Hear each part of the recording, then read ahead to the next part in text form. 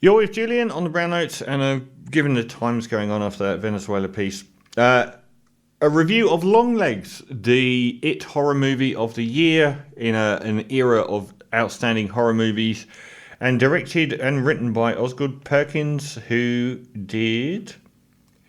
I have no idea at all. Comes at Night, I think that was reasonably well received.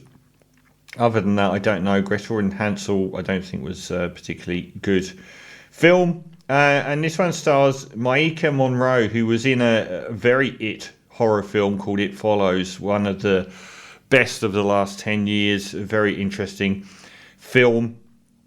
And has been in The Watcher and significant others since.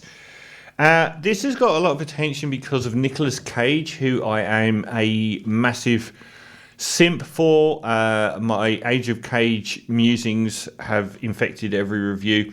And the fact that he plays the antagonist in this film as a complete and utter terrifying sociopath. This one stars Maika as an FBI agent who's assigned to this Longlegs case, and they go back and they find that this character Longlegs has been involved in a lot of family murders. But the weird caveat is he doesn't seem to have actually committed the murders.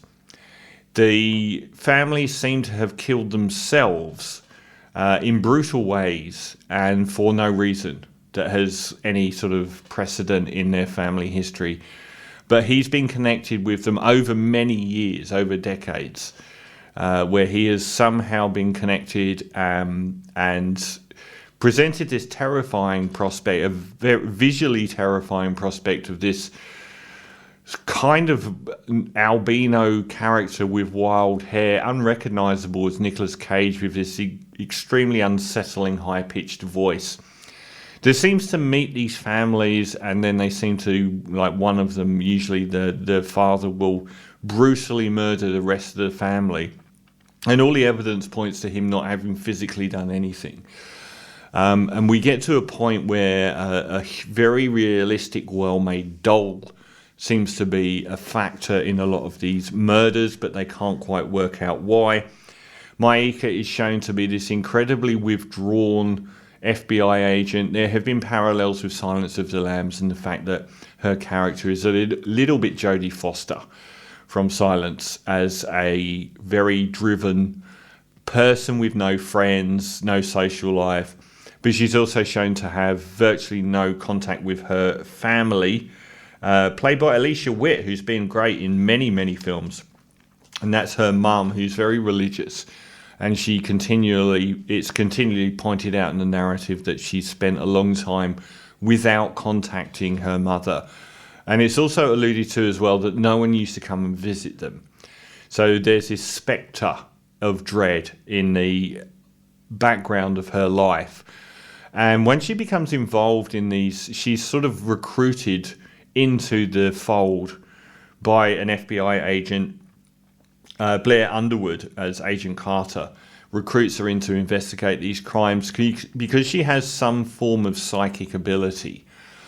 She's able, in the early phase of the film, to identify which house on the street a killer was in, which ends up being proven to be true.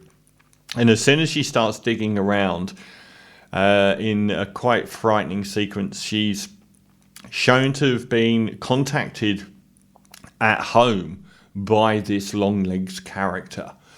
Now, this has got a great deal of acclaim, and I agree on the idea of its mood being incredibly well done, and it was being beautifully shot, and also the music being by Zilgi is excellent. So the sound station and the visuals are very well done. The mood itself is very, very strong. A lot of the criticism online is it's more of a police procedural than an outright horror. I would say it's very much in the middle of both of those. But I think the level of praise that it's got has exceeded what I felt let down watching it, to be honest. I expected a lot more. It's nowhere near something like Hereditary, which at times it kind of feels like it might tumble into. It's just a little bit too ordinary in the way that it sort of plays out. And there's too much of the moody long scenes, really. I thought one of the biggest problems was Maika Monroe, who made a really big name for herself in the movie It Follows. I just didn't think that her acting was that interesting, or that her character, who could have been very, very strong, was particularly well defined. I mean, the film undoubtedly comes into its fore in the last sort of third, where a lot of these sort of revelations happen, where it got a lot stronger. But overall, it was just a bit too ordinary. And the other thing is Nicolas Cage in this film. If you saw the movie X, which was followed by the outstanding masterpiece Pearl, and recently the lacklustre Maxine starring Mia Goth, the number one thing I'm sure that everyone that watched this film thinks is, God, I hope they make a prequel to this film solely about the Longlegs character played by Nicolas Cage, because he's hardly in the film. And we want to know what happened in all those previous decades. What was happening with his character, because he sounds like a much more interesting character to base a movie around than sort of being shown prominently in the final third and not that much in the opening two thirds, when undoubtedly he's the most interesting performance. And we do get one classic scene with him opposite the Maika FBI agent, but there isn't really, like, they could have made this story very transgressive. It's a very satanic story, but it's too ordinary and it's too leaden at times as well. But that said, compared to mid-tier horrors, it's at the high end of the mid-tier horrors. So I'm going to give Longlegs a 7.5 out of 10, but I was expecting a lot more.